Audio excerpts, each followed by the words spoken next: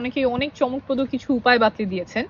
এটা নিয়ে এমন এমন ঘটনা আছে যেটা শুনলে তোমার একদম মুখ হা হয়ে যাবে। একটা ঘটনা বলি। ঘটনাটা ফ্রান্সের 200-250 বছর আগের কথা। তখন সেখানকার সম্ভ্রান্ত পরিবারের পুরুষেরা তাদের বাম দিকের অন্ডকোষ বেঁধে রাখতো, কেউ কেউ অন্ডকোষ কেটেও ফেলতো যাতে পুত্র সন্তান হয়। এই যে এই কাজটা তারা করতো সেটার পিছনে তাদের একটা চিন্তা ছিল, বৈজ্ঞানিক শোনা যায় এমন একটা ব্যাখ্যাও ছিল। ব্যাখ্যাটা হলো, পুরুষের তো দুইটা অন্ডকোষ থাকে, তারা চিন্তা করতো যে দুইটার কাজ আলাদা, দুইটা দেখতেও একটু আলাদা, একটা একটু বড় থাকে, একটা একটু ছোট থাকে, ডান দিকেরটা সাধারণত বড় থাকে। তো তারা চিন্তা করতো ডান দিকের অন্ডকোষ থেকে ছেলে হয় আর বাম দিকের অন্ডকোষ থেকে মেয়ে হয়। যেহেতু বাম দিকের অন্ডকোষ থেকে মেয়ে হয় সেই জন্যই তারা সেটা বেঁধে রাখতো বা কেটে ফেলতো। এই যে এটা করতো, এইটা সেখানকার একজন বিজ্ঞানী তার বইয়ে লিখেছিলেন। বইয়ে তিনি বলেছেন যে এই অন্ডকোষ কেটে ফেলা এটা একটা খুব সহজ একটা অপারেশন, দাঁত ফেলার মতো, দাঁত ফেললে যতটুকু ব্যথা লাগে অন্ডকোষ কেটে ফেলতেও সেরকমই ব্যথা লাগে। তাই এইটা ছেলে সন্তান পাওয়ার জন্য একটা বাস্তবসম্মত উপায় হতে পারে। আর সেই বইতে তিনি আবার এটাও বলেছেন যে ঘোড়া, তারপরে কুকুর, এদেরকে তো সচরাচরই এই অপারেশন করা হয়, অন্ডকোষ কেটে ফেলা হয়, এটা তেমন প্রাণঘাতী কিছু না, তাই এটা হতেই পারে, করা যেতেই পারে। আর তারপরে তিনি এটাও চিন্তা করেছেন যে সব পুরুষই হয়তো এত সাহসী হবে না, কেউ কেউ একটু ভীত বা টিমিড হতে পারে যারা এই কাজটা হয়তো করতে যাবে না পুত্র সন্তান পাওয়ার জন্য। তাদের জন্য উপায় আছে। সেটা কি? তাদের স্ত্রীদের জন্য উপায়, সেটা হলো সহবাসের পরে তারা একদিকে কাত হয়ে শুয়ে থাকবে।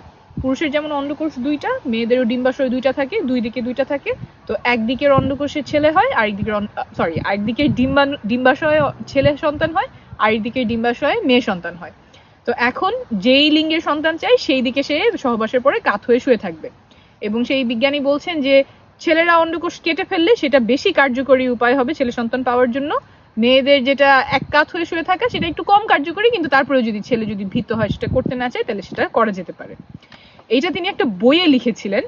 বইটা তখন অনেক জনপ্রিয় হয়েছিল। এখন এইসব পন্থা শুনতে হাস্যকর মনে হলেও তখন এটা খুব জনপ্রিয় ছিল। বইয়ের অনেকগুলো কপি বিক্রি হয়েছে, আর বইয়ের নামও খুব সুন্দর ছিল। বইটার নাম হচ্ছে দি আর্ট অফ হ্যাভিং বয়েজ, অর্থাৎ ছেলে সন্তান পাওয়ার আর্ট বা শিল্প।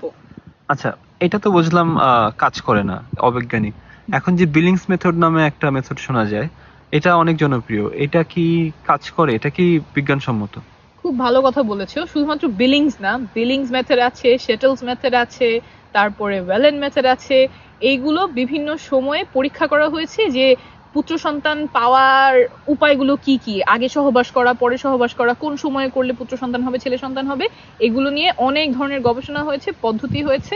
এই যে এই বিলিংস, শেটলস, ওয়েলেন, এগুলোকেই বিভিন্নভাবে অনলাইনে বিভিন্ন আর্টিকেল, ভিডিওতে বলা হয় যে বৈজ্ঞানিক উপায় পুত্র সন্তান পাওয়ার। এগুলো বিজ্ঞানসম্মত না।